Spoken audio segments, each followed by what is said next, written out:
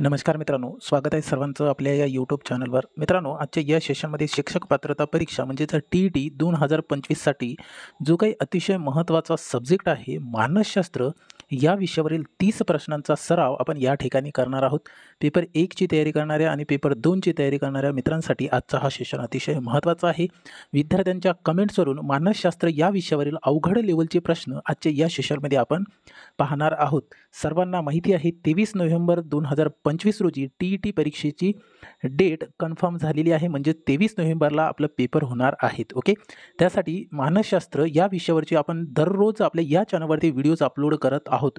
यापूर्वीच्या 2 सेशनमध्ये आपण टॉपिक बघितलेला आहे कल आणि आवड, आणि त्याच्यानंतर व्यक्तिमत्व म्हणजे पर्सनॅलिटी याच्यावरची आपण थेरॉटिकल बघितलेलं आहे मित्रांनो. आणि त्याच्यासोबतच आपल्याला मागील वर्षी त्या टॉपिकवरती विचारलेले प्रश्न आपण त्या ठिकाणी घेतलेले आहेत. ते व्हिडिओ जर तुम्ही बघितला नसेल तर बघून घ्या, आपल्या या चॅनलमध्ये अवेलेबल आहे. ओके, आणि मित्रांनो, व्हिडिओ आवडल्यास व्हिडिओला लाईक करा, सोबतच व्हिडिओची लिंक मित्रांपर्यंत शेअर करायचं आहे आणि आपल्या चॅनलला सबस्क्राईब करून बेल आयकॉनला प्रेस करायचं आहे. जेव्हाही आपण व्हिडिओ अपलोड करेल तेव्हा लगेच तुम्हाला त्या व्हिडिओची नोटिफिकेशन मिळून जाईल. ओके, बघूया मग प्रश्न कशा पद्धतीने आपल्याला परीक्षेला विचारले जातात.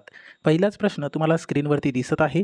प्रश्न पहा असा आहे की शिकण्याची प्रक्रिया यालाच लर्निंग प्रोसेस म्हणायचं आहे आणि वर्तनातील बदल चेंज इन बिहेवियर या संदर्भात सर्वात व्यापक आणि वैज्ञानिक दृष्टिकोन कोणता आहे? चला, या प्रश्नाचं उत्तर मित्रांनो पर्याय सी मध्ये आपल्याला पाहायला मिळतो. अनुभवातून थॉट ऑफ एक्सपिरियन्स येणारा वर्तनातील टिकाऊ बदल यालाच relative permanent change in behaviour म्हणायचं आहे. आपल्या प्रश्नाचं उत्तर पर्याय सी मध्ये आपल्याला या ठिकाणी पाहायला मिळतो. ओके, प्रत्येक प्रश्नाचं स्पष्टीकरण आपण या ठिकाणी पाहणार आहोत. सखोल स्पष्टीकरण असेल, त्या स्पष्टीकरणाचा तुम्हाला परीक्षेमध्ये खूप फायदा होणार आहे. ओके, त्यासाठी आपल्याला या ठिकाणी व्हिडिओ शेवटपर्यंत पाहायचा आहे. आता स्पष्टीकरणामध्ये पहा काय दिलेलं आहे. मानसशास्त्रानुसार शिकणे म्हणजेच लर्निंग म्हणजे थेट किंवा अप्रत्यक्ष अनुभवातून म्हणजेच एक्सपिरियन्स या व्यक्तीच्या वर्तनाला बिहेवियर म्हणायचा होणारा तुलनेने टिकाऊ रिलेटिव्हली परमनंट आणि सुधारात्मक बदल होय.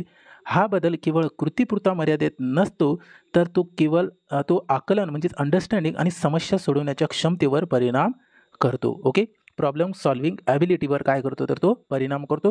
हे जे महत्त्वाचं स्पष्टीकरण आहे हे पण समजून घ्यायचं आहे. याच्यावरती पण परीक्षेला प्रश्न विचारला जाऊ शकतो. त्याच्यानंतर पुढचा प्रश्न दुसरा पहा काय दिलेला आहे. जीन पियाजे म्हणजेच याचा संज्ञानात्मक विकासाच्या सिद्धांतानुसार थेरी ऑफ कॉग्निटिव्ह डेव्हलपमेंटच्या टप्प्यात बाळ संवेदी अवयव सेन्सरी ऑर्गन्स आणि शारीरिक हालचालीच्या मोटर ॲक्टिव्हिटीज माध्यमातून जगाचा बोध घेतो. तो पहिला टप्पा कोणता? जीन पियाजेच्या संज्ञानात्मक सिद्धांतानुसार बाळ संवेदी अवयव म्हणजे सेन्सरी ऑर्गन्स शरीराच्या हालचाली मोटर ॲक्टिव्हिटी माध्यमातून जो जगाचा बोध घेतो तो पहिला टप्पा आपल्याला विचारलेला आहे. तर आपल्या या प्रश्नाचं उत्तर काय असेल मग? पर्याय बी, संवेदी गामक टप्पा म्हणजेच सेन्सरी मोटर स्टेज. हे जीन पियाजेच्या संज्ञानात्मक विकासाच्या सिद्धांतानुसार पहिला टप्पा म्हणजे पहिली स्टेज अशी मानली जाते. ओके, स्पष्टीकरणामध्ये पहा महत्त्वाचे पॉईंट आपल्याला या ठिकाणी बघायचं आहे. स्पष्टीकरणामध्ये जीन पियाजेच्या सिद्धांतानुसार संवेदी गामक टप्पा म्हणजेच सेन्सरी मोटर स्टेज हा जन्मापासून सुमारे 2 वर्षापर्यंत असतो. लक्षात ठेवा, जन्मापासून तर 2 वर्षापर्यंत सेन्सरी मोटर स्टेज हे असतो. या काळात बाळ स्पर्श, वास, दृष्टी आणि हालचाली वापरून वस्तू कायमत्व म्हणजेच ऑब्जेक्ट परमानन्स यासारख्या संकल्पना विकसित करतो. लक्षात ठेवा, सेन्सरी मोटर स्टेजचा टप्पा जन्मापासून 2 वर्षापर्यंत असतो. याच्यामध्ये स्थायित्व म्हणजेच ऑब्जेक्ट परमानन्स यासारख्या संकल्पना त्यांच्या काय होतात, तर विकसित होतात. ओके, त्याच्यानंतर पुढचा प्रश्न पाहूया. प्रश्न क्रमांक 3 पहा काय दिलेला आहे.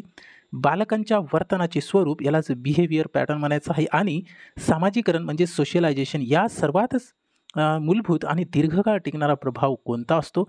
यावर जो सर्वात दीर्घकाळ टिकणारा प्रभाव आपल्याला विचारलेला आहे बालकाच्या वर्तनाचं स्वरूप आणि सामाजिकरण. तर आपल्या या प्रश्नाचं उत्तर काय असेल मग? पर्याय सी, प्राथमिक काळजी घेणारे म्हणजेच पालक आणि कुटुंब हे आहे दीर्घकाळ टिकणारा प्रभाव. कशावरती? तर बालकांचे वर्तन, स्वरूप आणि सामाजिकरण यावर यांचा सर्वात जास्तीचा प्रभाव म्हणजेच कोणाचा असणार आहे? पालक आणि कुटुंबाचा असणार आहे बालकांच्या वर्तनावर. ओके, लक्षात ठेवा. स्पष्टीकरणामध्ये आणखी आपल्याला पॉईंट क्लिअर करायचा आहे. स्पष्टीकरणामध्ये असं दिलेलं आहे की मुलांच्या आयुष्याच्या प्रारंभिक म्हणजे इनिशियल काळात त्यांच्या सवयी म्हणजेच नैतिक मूल्ये आणि भावनात्मक विकासावर पालक म्हणजे पॅरेंट्स आणि कुटुंबाचा प्रभाव सर्वात सखोल आणि पायाभूत असतो. आता पहा, या ठिकाणी समजून जर घ्यायचं झालं मित्रांनो, तर मुलांचा जो प्रारंभिक काळ आहे त्या काळामध्ये त्यांची सवयी, नैतिक मूल्य आणि भावनात्मक विकासावर कोणाचा, पालकांचा आणि कुटुंबाचा सर्वात सखोल प्रभाव पडतो. यालाच आपण फंडामेंटल म्हणजे पायाभूत असं या ठिकाणी म्हणतो. ओके, लक्षात ठेवा, महत्त्वाचेच पॉईंट असणार आहे. व्हिडिओ शेवटपर्यंत पहा. याच्यानंतर पुढचा प्रश्न 4 पहा काय दिलेला आहे. बालकाचे व्यक्तिमत्व म्हणजेच पर्सनॅलिटी हे कोणत्या 2 प्रमुख घटकांच्या गुंतागुंतीच्या आंतरक्रियेचा म्हणजे कॉम्प्लेक्स इंटरॅक्शन परिणाम आहे. यालाच प्रकृती विरुद्ध संगोपन, नर्चर वर्सेस नर्चर वाद म्हणतात. पहा, प्रश्नामध्ये पण आपले काही पॉईंट क्लिअर होत आहेत. तर आता या ठिकाणी पहा, नर्चर वर्सेस नर्चर म्हणजेच काय आहे, तर बालकाचे व्यक्तिमत्व हे कोणत्या 2 घटकांच्या गुंतागुंतीच्या आंतरक्रियेच्या कॉम्प्लेक्स इंटरॅक्शनचा परिणाम आहे. याला म्हणायचं आहे नर्चर वर्सेस नर्चर. तर आपल्या या प्रश्नाचं उत्तर काय असेल मग? पर्याय बी, अनुवांशिकता म्हणजेच हेरिडिटी आणि पर्यावरण म्हणजेच इन्व्हायरमेंट. ओके, अनुवांशिकता आणि पर्यावरण हे आपल्या प्रश्नाचं या ठिकाणी करेक्ट आन्सर असणार आहे. ओके, याच्यानंतर स्पष्टीकरणामध्ये आपल्याला आणखी पॉईंट क्लिअर करायचा आहे. या ठिकाणी व्यक्तिमत्व विकास म्हणजे पर्सनॅलिटी डेव्हलपमेंट हा अनुवांशिकता, हेरिडिटी या आपल्याला मिळालेले जनुकीय घटक आणि पर्यावरण, इन्व्हायरमेंट, भौतिक आणि सामाजिक परिसर यांच्या सततच्या आंतरक्रियेतून घडतो. मानसशास्त्रालाच या ठिकाणी हेरिडिटी मल्टिप्लाइड बाय इन्व्हायरमेंट असे संबोधले जाते. पहा, मानसशास्त्रात यालाच कशाला, तर अनुवांशिकता म्हणजे हेरिडिटी, यालाच हे काय आहे, तर हेरिडिटी मल्टिप्लाय बाय इन्व्हायरमेंट असे या ठिकाणी संबोधले जातात. ओके, लक्षात ठेवा, महत्त्वाचे पॉईंट आहे. त्याच्यानंतर आपल्याला पुढचा प्रश्न पाहायचा आहे. प्रश्न क्रमांक 5 पहा काय दिलेला आहे. शाळेतील शिक्षकाला विद्यार्थ्यांची उपजत क्षमता आणि बौद्धिक पातळी अचूकपणे मोजण्यासाठी सर्वात उपयुक्त मानकीकृत साधन कोणते आहे? मानकीकृतला स्टँडर्डायझेशन इंग्रजीमध्ये लक्षात ठेवायचं आहे. इंटेलेक्च्युअल लेवल, इनेट पोटेन्शियल हे लक्षात ठेवा. तर आपल्याला या ठिकाणी प्रश्नाचं उत्तर काय आहे, तर बुद्धिमत्ता चाचणी, यालाच इंटेलिजन्स टेस्ट, IQ टेस्ट असे सुद्धा आपण म्हणतो. ओके, प्रश्न नीट समजून घेतलं की आपल्याला प्रश्नाचा आन्सर पटकन देता येतो. ओके, आता या ठिकाणी आपल्याला स्पष्टीकरणामध्ये पॉईंट क्लिअर करायचा आहे. तर या पहा काय दिलेलं आहे. बुद्धिमत्ता चाचणी म्हणजेच IQ टेस्ट जसे स्टॅनफोर्ड बिनेट किंवा वेचलर स्केल ही प्रामुख्याने विद्यार्थ्यांची शिकण्याची क्षमता म्हणजेच लर्निंग कॅपॅसिटी, तर्कशक्ती, रिझनिंग आणि समस्या सोडवण्याची क्षमता, प्रॉब्लेम सॉल्व्हिंग मोजण्यासाठी वापरली जाते.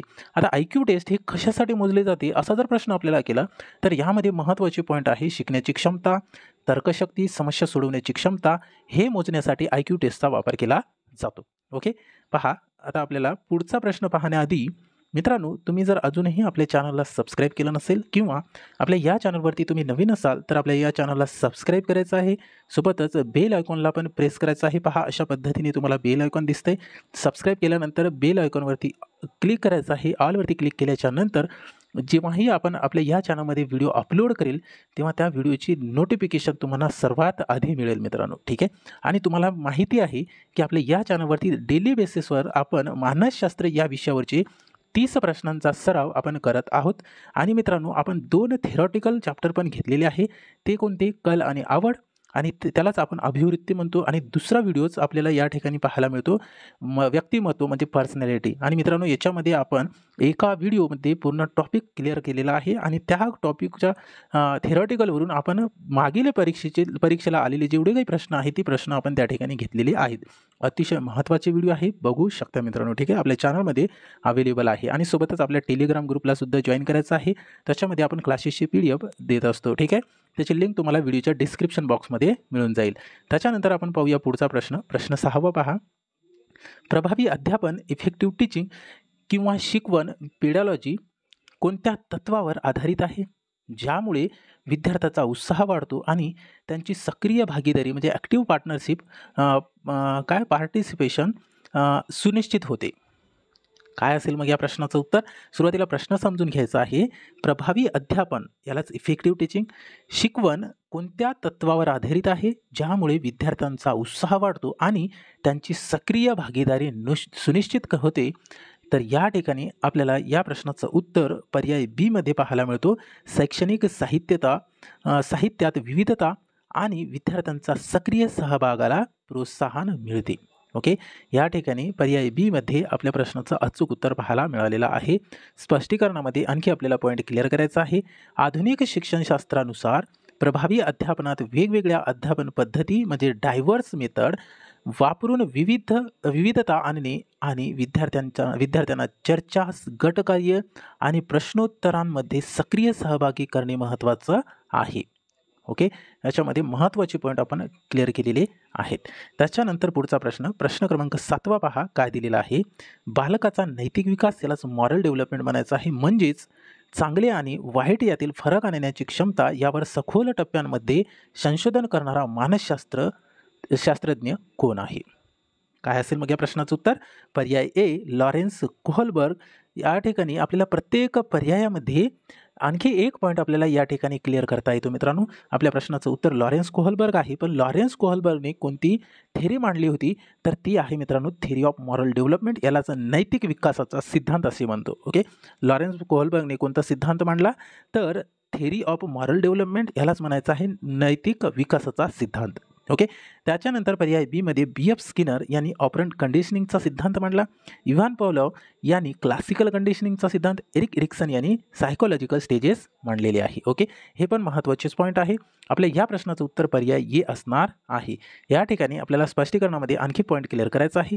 लॉरेन्स कोहलबर्गने नैतिक विकासाचे 3 स्तर, लक्षात ठेवा, लॉरेन्स कोहलबर्गचे स्तर जर विचारले, नैतिक विकासाचे जर स्तर विचारले तर आन्सर 3 द्यायचा आहे. 3 स्तर त्यालाच लेवल म्हणायचं आहे. आणि त्या 3 स्तरामध्ये त्यांनी 6 टप्पे असे विभागले आहे.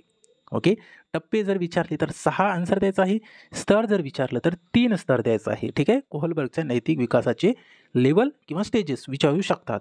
ठीक आहे, सांगितले आहे जे नैतिक दुविधा म्हणजे मॉरल डिलेमास सोडवताना व्यक्तीचा विचारांवर आधारित आहेत. ओके, खूप महत्त्वाचा सेशन आहे मित्रांनो आजचा. त्याच्यानंतर पुढचा प्रश्न क्रमांक 8 पहा काय दिलेला आहे. मानसशास्त्रीय दृष्टिकोनातून प्रशिक्षक म्हणजे अशी व्यक्ती जी औपचारिक किंवा अनौपचारिक पद्धतीने नवीन ज्ञान, कौशल्य किंवा वर्तन इतरांना संचारित करते. या भूमिकेचा मुख्य घटक कोणता आहे? याच्यामध्ये इंग्रजीमध्ये जे शब्द दिलेले आहे ते पण लक्षात ठेवायचं आहे. इन्स्ट्रक्टर किंवा टीचर यालाच प्रशिक्षक म्हणतो आपण, आणि इतरांच्या संचारित म्हणजे ट्रान्समिटिंग म्हणतो. ठीक आहे, तर आपल्या या प्रश्नाचं उत्तर काय असणार आहे मग? पर्याय बी शिकण्याची प्रक्रिया सुलभ करणारी व मार्गदर्शन करणारी व्यक्ती. ओके, स्पष्टीकरणामध्ये आणखी आपल्याला पॉईंट क्लिअर करायचा आहे. पहा काय दिलेलं आहे. आधुनिक शिक्षण पद्धतीत शिक्षकाची भूमिका केवळ माहिती देणाऱ्याची नसून तो विद्यार्थ्यांसाठी ज्ञान आणि कौशल्य मिळवण्यासाठीची प्रक्रिया सुलभ करणारा एक मार्गदर्शक असतो. ओके, आता या ठिकाणी काय दिलेलं आहे? फॅसिलिटेट दिलेलं आहे, म्हणजे मार्गदर्शक करणारा. याला गाईड, मेंटर आपण मार्गदर्शकला इंग्रजीमध्ये म्हणणार. फॅसिलिटेटर म्हणजे सुलभ. ओके, या ठिकाणी आपल्याला इंग्रजीमध्ये शब्द पण लक्षात ठेवू शकता मित्रांनो, किंवा ठेवायचा आहे. ठीक आहे, त्याच्यानंतर पुढचा प्रश्न क्रमांक 9 पहा.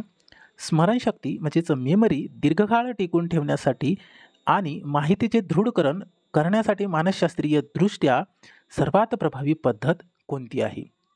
काय असेल मग या प्रश्नाचं उत्तर?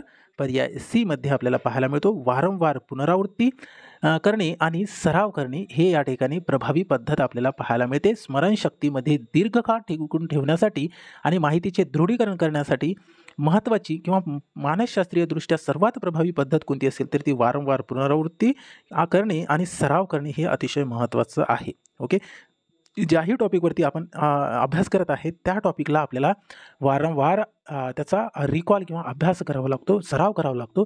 तेव्हाच आपल्या मेमरीमध्ये, आपल्या स्मरणशक्तीमध्ये ती दीर्घकाळ माहिती टिकून राहते, ती दृढीकरणमध्ये ती माहितीचं दृढीकरण होते. मानसशास्त्रीय दृष्ट्या ही जी आहे पद्धत ही प्रभावी पद्धत आहे असं त्यांचं म्हणणं आहे. ओके, लक्षात ठेवा. स्पष्टीकरणामध्ये आपल्याला आणखी पॉईंट क्लिअर करायचा आहे. पहा, मानसशास्त्राच्या अभ्यासानुसार शिकवलेल्या माहितीची वेळोवेळी पुनरावृत्ती म्हणजे जेवढं काही आपलं शिकवलेलं नॉलेज सिलेबस आहे किंवा जेवढंही आपण शिकलेलं आहोत त्या शिकलेल्या अभ्यासक्रमाचा पुनरावृत्ती करणे आणि सराव करणे हे दीर्घकालीन स्मरणशक्ती म्हणजे लॉंग टर्म मेमरी वाढवण्यासाठी सर्वात उपयुक्त आहे. ओके, चला पुढचा प्रश्न पाहायचा. प्रश्न क्रमांक 10 पहा काय दिलेला आहे. जीन प्याजेच्या संज्ञानात्मक विकास म्हणजे कॉग्निटिव्ह डेव्हलपमेंट स्पष्ट करताना जेव्हा नवीन माहिती सध्याच्या स्कीमा किंवा ज्ञान रचनेत बदल घडून जुळवून घेतली जाते तेव्हा ती प्रक्रिया कोणत्या नावाने ओळखली जाते? अतिशय महत्त्वाचा आणि IMP प्रश्न आहे. ओके, आता याच्यामध्ये प्रश्नातच आपले काही पॉईंट क्लिअर होतात. पहा, जीन प्याजेचा कोणता सिद्धांत आहे? संज्ञानात्मक सिद्धांत, संज्ञानात्मक विकास सिद्धांत, यालाच कॉग्निटिव्ह डेव्हलपमेंट म्हणायचं आहे. हा पहिला पण स्पष्ट करताना जेव्हा नवीन माहिती सध्याच्या स्कीमामध्ये नवीन माहिती कुठे स्कीमामध्ये ॲड होते किंवा ज्ञान रचनेत बदल घडून जी जुळवून घेतली जाते त्या प्रक्रियेला कोणत्या नावाने ओळखली जाते असा प्रश्न आपल्याला या ठिकाणी केलेला आहे. महत्त्वाचा प्रश्न आहे. या प्रश्नाचं उत्तर असेल मित्रांनो पर्याय बी, अनुकूलन, यालाच अकोमोडेशन असं म्हणतो आपण. ओके, लक्षात ठेवा. स्पष्टीकरणामध्ये आणखी आपल्याला पॉईंट क्लिअर करायचा आहे. पहा, अनुकूल म्हणजे अकोमोडेशन म्हणजे काय आहे तर नवीन माहितीच्या आधारावर सध्याच्या ज्ञान रचनेत म्हणजे स्कीमामध्ये आवश्यक बदल करणे, या उलट समावेशन म्हणजे असिम्युलेशन म्हणून नवीन माहिती सध्याच्या रचनेत बदल न करता बसवणे, हे या ठिकाणी आपल्याला महत्त्वाचे पॉईंट लक्षात ठेवायचे आहे. ओके, याच्यानंतर पुढचा प्रश्न क्रमांक 11वा प्रश्न असा आहे. पहा, वर्गात सकारात्मक आणि प्रभावी अनुशासन डिसिप्लिन राखण्यासाठी शिक्षकांनी कोणत्या भावनिक दृष्टिकोन म्हणजे इमोशनल अप्रोच ठेवावा? आता या ठिकाणी प्रश्न खूप महत्त्वाचा आहे आणि या ठिकाणी प्रश्न असा दिलेला आहे की वर्गात जर सकारात्मक आणि प्रभावी अनुशासन राखायचं असेल तर शिक्षकाने कोणती भूमिका कोणता भावनिक दृष्टिकोन ठेवायला पाहिजे म्हणजे इमोशनल अप्रोच ठेवायला पाहिजे. या प्रश्नाचं उत्तर काय असेल? मग आपल्या प्रश्नाचं या ठिकाणी पर्याय बी मध्ये आपल्याला पाहायला मिळतो. विद्यार्थ्याप्रती सहानुभूती, यालाच इम्पॅथी आपण असं म्हणायचं आहे. परस्पर आदर आणि म्युच्युअल रिस्पेक्ट जर ठेवली तर मित्रांनो वर्गात सकारात्मक आणि प्रभावी अनुशासन राखण्यासाठी हे भावनिक दृष्टिकोन महत्त्वाचा आहे. ओके, यानंतर आपल्याला स्पष्टीकरणामध्ये आणखी पॉईंट आपल्याला क्लिअर करायचा आहे. पॉईंटमध्ये पहा, सकारात्मक अनुशासन पॉझिटिव्ह डिसिप्लिन टिकवण्यासाठी शिक्षक आणि विद्यार्थ्यांमध्ये प्रेममय आणि सहानुभूतीपूर्व परस्पर आदराने नाते असणे आवश्यक आहे, ज्यामुळे विद्यार्थी नियमांचे पालन आतून करतो. ओके, आता या ठिकाणी पहा, शिक्षक हा विद्यार्थ्यांमध्ये प्रेममय असायला पाहिजे, सहानुभूतीपूर्ण आणि परस्पर आदराने नाते असणे हे जर असले तर त्यामुळे विद्यार्थ्यांचा काय आहे नियमित पालन करतो, आतून पालन करतो. ओके, जो नियम आहे त्या नियमाचा तो आतून म्हणजे मनातून काय करतो तर त्या नियमाचं पालन करतो. ओके, या ठिकाणी आपल्याला पॉईंट क्लिअर झाले असतील. तर पुढचा प्रश्न पाहूया. प्रश्न क्रमांक 12वा प्रश्न असा आहे. प्रकल्प पद्धत, यालाच प्रोजेक्ट मेथड असं म्हणायचं आहे, ही बालकाच्या गट शिक्षणासाठी म्हणजेच ग्रुप लर्निंगसाठी सर्वाधिक उपयुक्त का मानली जाते आणि ही पद्धत कोणत्या तत्वावर आधारित आहे असा आपल्याला या ठिकाणी प्रश्न केलेला आहे. महत्त्वाचा प्रश्न आहे. प्रश्न असा आहे की प्रकल्प पद्धत प्रोजेक्ट मेथड ही बालकांच्या गट शिक्षणासाठी म्हणजे प्रोजेक्ट मेथड जी आहे ही बालकांच्या ग्रुप लर्निंगसाठी सर्वात उपयुक्त अशी मानली जाते आणि ही पद्धत कोणत्या तत्वावर आधारित आहे असा प्रश्न आपल्याला या ठिकाणी केलेला आहे मित्रांनो. तर या प्रश्नाचं अचूक उत्तर काय असणार आहे? पर्याय डी मध्ये पाहायला मिळतो. विद्यार्थ्यांमध्ये सहकार्य, समस्या निवारण आणि सक्रिय सहभाग वाढवणे या तत्वावर आधारित आहे प्रोजेक्ट मेथड आणि ही बालकाच्या गट शिक्षणासाठी ग्रुप लर्निंगसाठी सर्वात उपयुक्त अशी मानली जाते. ओके, आता यामध्ये आपल्याला स्पष्टीकरणात काय दिलेलं आहे ते पाहायचं आहे. पहा, प्रकल्प पद्धत म्हणजे प्रोजेक्ट मेथड ही जॉन ड्यूई यांच्या करून शिकणे लर्निंग बाय डुईंग हे कोणाची पद्धत आहे, कोणाची या ठिकाणी पद्धत दिलेली आहे तर जॉन ड्यूईची प्रोजेक्ट मेथड करून शिकणे म्हणजे लर्निंग बाय डुईंग या तत्वावर आधारित आहे. जॉन ड्यूईची प्रकल्प पद्धत project method he learning by doing या तत्वावर आधारित आहे, ज्यामुळे विद्यार्थ्यांमध्ये गटकार्य, संवाद कौशल्य आणि सर्जनशीलता विकसित होते. ओके, किती महत्त्वाचा प्रश्न आहे आणि याच्यामध्ये आपले सर्व डाऊट क्लिअर होत आहेत. ओके, पुढचा प्रश्न पाहूया. प्रश्न क्रमांक 13वा पहा काय दिलेला आहे. मुलांमध्ये सर्जनशीलता, याला क्रिएटिव्हिटी म्हणायचं आहे, म्हणजेच नवीन कल्पना निर्माण करण्यासाठीची जी क्षमता असते ती विकसित करण्यासाठी शिक्षकाने कोणते कार्य करायला पाहिजे? पहा, प्रश्न नीट समजून घ्यायचा आहे. सुरुवातीला मुलांमध्ये सर्जनशीलता म्हणजे क्रिएटिव्हिटी ही नवीन कल्पना निर्माण करण्याची जी क्षमता आहे ती विकसित करण्यासाठी शिक्षकाने कोणते कार्य करायला पाहिजे? आपल्या या प्रश्नाचं उत्तर काय असेल? मग पर्याय बी मध्ये आपल्याला पाहायला मिळतो. विद्यार्थ्यांना मुक्तपणे विचारण्यास म्हणजेच थिंक फ्रीली आणि अनेक पर्यायी उत्तरे मल्टिपल सोल्युशन शोधण्यास प्रोत्साहन करणारे प्रश्न विचारणे म्हणजे प्रोत्साहित करणारे प्रश्न विचारणे. हे कशासाठी तर मुलांच्या सर्जनशीलता क्रिएटिव्हिटी आणि म्हणजेच नवीन कल्पना निर्माण करण्यासाठी शिक्षकांनी अशा पद्धतीने कार्य करायला पाहिजे. ओके, म्हणजे विद्यार्थ्यांना मुक्तपणे विचारण्यास थिंक फ्रीली म्हणजे मुक्तपणे विचारण्यास त्यांना प्रोत्साहन द्यायला पाहिजे आणि आणि अनेक पर्यायी उत्तरे म्हणजे मल्टिपल सोल्युशन शोधण्यासाठी त्यांना प्रोत्साहित करणारे असे प्रश्न मुलांना विचारला पाहिजे. ओके, अशा पद्धतीने आपल्याला या ठिकाणी पर्याय बी मध्ये उत्तर पाहायला मिळालेला. आता याच्यानंतर पहा स्पष्टीकरणामध्ये, सर्जनशीलता वाढवण्यासाठी शिक्षकांनी अपसारी विचार, ह्यालाच इंग्रजीमध्ये लक्षात ठेवा डायव्हर्जंट थिंकिंग, म्हणजे अपसारी विचार, अपसारी चिंतन आपण असं पण म्हणू शकतो, वाढवणारे काय होईल जर, व्हॉट इफ सारखे प्रश्न विचारले पाहिजे आणि मुलांना त्यांच्या कल्पना व्यक्त करण्यासाठी प्रोत्साहन दिले पाहिजे. पहा अतिशय महत्त्वाचा पॉईंट आहे.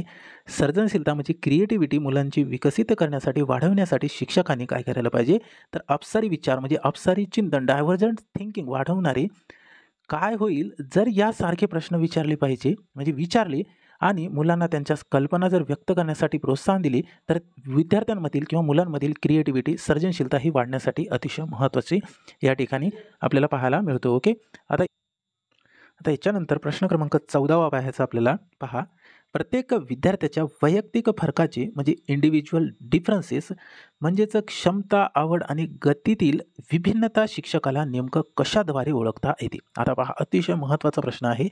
प्रत्येक विद्यार्थ्याच्या वैयक्तिक फरकाचे म्हणजे इंडिव्हिज्युअल डिफरन्सेस हे क्षमता, आवड आणि गतिशील विभिन्नता शिक्षकाला नेमके कशाद्वारे ओळखता येते. म्हणजे मुलांमधील जे इंडिव्हिज्युअल डिफरन्सेस आहे, त्यांची आवड, त्यांच्यामधील क्षमता आणि गतीतील विभिन्नता हे ओळखण्यासाठी शिक्षकांनी कशाद्वारे आपल्याला त्यांना म्हणजे शिक्षकांना कशाद्वारे ते ओळखता येते, असा प्रश्न आपल्याला या ठिकाणी केलेला आहे. अतिशय महत्त्वाचा प्रश्न आहे मित्रांनो. या प्रश्नाचं उत्तर आपल्याला पर्याय ए मध्ये पाहायला मिळतो. मुलांचे सातत्यपूर्ण आणि व्यक्तिगत निरीक्षण केल्याने मुलांमधील वैयक्तिक डिफरन्सेस म्हणजे वैयक्तिक फरकाचे क्षमता, आवड आणि गतिशील विभिन्नता यानुसार आपल्या शिक्षकाला ओळखता येतो. कशाद्वारे, तर मुलांचं सातत्यपूर्ण आणि व्यक्तिगत निरीक्षण केल्यामुळे. ठीक आहे, हा महत्त्वाचा पॉईंट आहे. व्यक्तिगत जर निरीक्षण केलं तर प्रत्येक विद्यार्थ्यांमध्ये जी क्षमता आहे, जी आवड आहे, जी त्यांची गतिशील विभिन्नता आहे, हे अशा पद्धतीने ओळखता येते. यालाच कंटिन्युअस अँड इंडिव्हिज्युअल ऑब्झर्वेशन करणे असं म्हणता येते आपल्याला. Okay, continuous and individual observation करणे. ओके, स्पष्टीकरणामध्ये आणखी आपल्याला या ठिकाणी पॉईंट क्लिअर करायचा आहे. या आपल्या स्पष्टीकरणामध्ये असं दिलेलं आहे की वैयक्तिक फरकांचे इंडिव्हिज्युअल डिफरन्सेस आकलन करण्यासाठी शिक्षकाला औपचारिक चाचण्यासह विद्यार्थ्यांच्या दैनंदिन कार्याची, आवडीचे आणि वर्तनाचे व्यक्तिगत निरीक्षण करणे हे महत्त्वाचं ठरते. ओके, या ठिकाणी इंडिव्हिज्युअल ऑब्झर्वेशन हे करणं अतिशय महत्त्वाचं आहे. यावरून विद्यार्थ्यांमधील फरक, त्यांचं आकलन, त्याची क्षमता आपल्याला या ठिकाणी ऑब्झर्वेशन थ्रू लक्षात येते. ओके, शिक्षकांना या ठिकाणी ओळखता येते. ठीक आहे, आता पुढचा प्रश्न आपल्याला या ठिकाणी बघायचा आहे. प्रश्न क्रमांक 15वा. पहा काय दिलेला आहे की बालकांच्या विकासाचा क्रम, जे बालकाचा विकासाचा क्रम आहे, सिक्वेन्स ऑफ डेव्हलपमेंट कोणत्या तत्वाचे अनुसरण करते. आता या ठिकाणी हा पण अतिशय महत्त्वाचा प्रश्न आहे.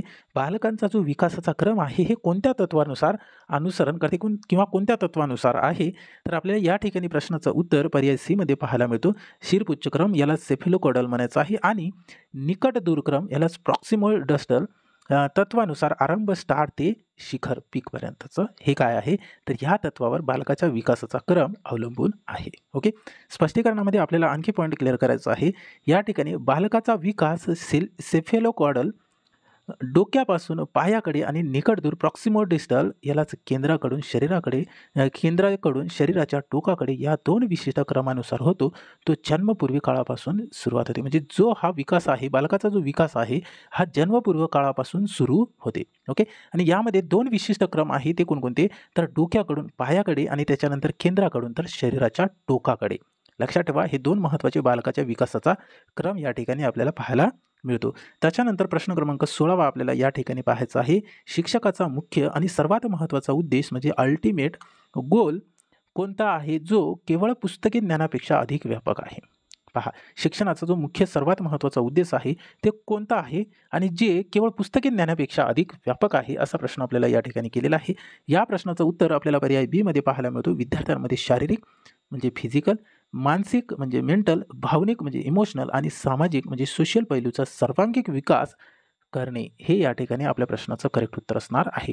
इंग्रजीमध्ये पण लक्षात ठेवा, शारीरिकला फिजिकल, मानसिकला मेंटल, भावनिकला इमोशनल, सामाजिकला सोशल, हे सर्वांगीण विकास म्हणजेच हॉलिस्टिक डेव्हलपमेंट करणे हे आपल्या या ठिकाणी प्रश्नाचं उत्तर मिळालेलं आहे.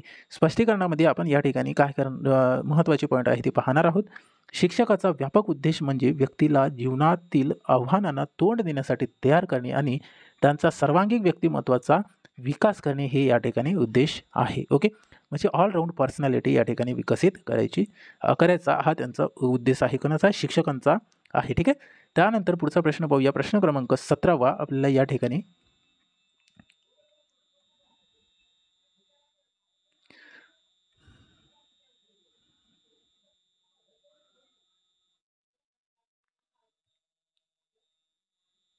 पहा, प्रश्न क्रमांक 17 काय दिलेला आहे. वर्गात सतत बंडखोर किंवा विध्वंसक वर्तन करणाऱ्या विद्यार्थ्याला हाताळण्यासाठी शिक्षकांनी सर्वात योग्य आणि सकारात्मक दृष्टिकोन कोणता ठेवावा? पहा, अतिशय महत्त्वाचा प्रश्न आहे. पहा, सतत बंडखोर किंवा विध्वंसक वर्तन करणाऱ्या विद्यार्थ्याला, सतत बंडखोर म्हणजे जे वर्गामध्ये नेहमी धिंगाणा करतो, म्हणजे शिकवण्याकडे त्यांचा पूर्णतः लक्ष नसतो, अशा विद्यार्थ्यांना हाताळण्यासाठी शिक्षकांनी सर्वात योग्य आणि सकारात्मक दृष्टिकोन, पॉझिटिव्ह अप्रोच कोणता ठेवायला पाहिजे, असा प्रश्न आपल्याला या ठिकाणी केलेला आहे. या प्रश्नाचं उत्तर आहे पर्याय सी मध्ये. पहा, विद्यार्थ्यांच्या वर्तनामागील कारणे शोधून समुपदेशन म्हणजे काउन्सिलिंग आणि त्यांना योग्य मार्गदर्शन करणे हे महत्त्वाचं सकारात्मक दृष्टिकोन शिक्षकांना या ठिकाणी ठेवायला पाहिजे. ओके, आता स्पष्टीकरणामध्ये आणखी आपल्याला पॉईंट क्लिअर करायचा आहे. पहा, अशा विद्यार्थ्यांच्या वर्तनामागे भावनिक किंवा सामाजिक कारणे असू शकतात, जसे की समुपदेशन, काउन्सिलिंग आणि थेरपी हे मूळ कारण शोधून वर्तनात सुधारणा करण्यासाठी प्रभावी ठरते. म्हणजे हे जे आहे दोन कारणं आहे, हे त्यांचं वर्तन सुधारण्यासाठी प्रभावी ठरू शकतात. ठीक आहे. याच्यानंतर आपल्याला पुढचा प्रश्न पाहायचा आहे. प्रश्न क्रमांक 18 पहा, काय दिलेला आहे. बालकाच्या कोणत्या टप्प्यात अनेकदा मुखदोष म्हणजेच जसे की तोतरेपणा, अशुद्ध उच्चार किंवा बोलण्यास उशीर जास्त प्रमाणात आढळतात, ज्यामुळे उपचाराची गरज भासू शकते? पहा, प्रश्न सुरुवातीला नीट समजून घेऊ. बालविकासाच्या कोणत्या टप्प्यात अनेकदा मुखदोष, तोतरेपणा, अशुद्ध उच्चार किंवा बोलण्यास उशीर हे जास्त प्रमाणात आढळतात, ज्यामुळे उपचाराची गरज भासू शकते? आपल्याला या ठिकाणी बालविकासाचा कोणता टप्पा विचारलेला आहे, म्हणजे आपल्याला स्टेजेस विचारलेली आहे. काय असेल या प्रश्नाचं उत्तर? पर्याय बी, बाल्य अवस्था, चाइल्डहुड, 2 ते 12 वर्षापर्यंत ही अवस्था आपल्याला पाहायला मिळते, बाल्य अवस्था. आता स्पष्टीकरणामध्ये बघूया काय दिलेलं आहे ते.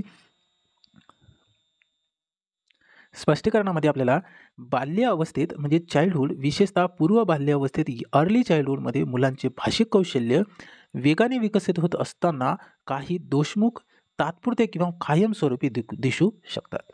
ओके, आता यामध्ये इंग्रजीत दिलेले शब्द पण लक्षात ठेवा. पूर्व बाल्य अवस्था म्हणजे चाइल्डहुड, अर्ली चाइल्डहुड, भाषिक कौशल्य लर्निंग स्किल, त्याच्यानंतर मुखदोष स्पीच डिफेक्ट, हे अशा पद्धतीने इंग्रजीत शब्द दिलेले आहे, ते पण तुम्हाला लक्षात ठेवायचं आहे. त्याच्यानंतर 19 नंबरचा प्रश्न पहा. प्रश्न असा आहे. वर्तनशास्त्र या मानसशास्त्र शाखेत ज्या प्रक्रियेद्वारे प्राणी किंवा मानवाचे वर्तन बाह्य उत्तेजक आणि त्यांच्या प्रतिक्रिया यांच्या माध्यमातून अभ्यासले जाते, त्या विज्ञान शाखेचे मुख्य नाव काय आहे? या प्रश्नाचं उत्तर असणार आहे पर्याय अ, वर्तन बदल विज्ञान, बिहेवियर मॉडिफिकेशन किंवा बिहेवियरल सायन्स. ठीक आहे. या ठिकाणी आपल्याला स्पष्टीकरणामध्ये आणखी पॉईंट क्लिअर करायचा आहे. पहा,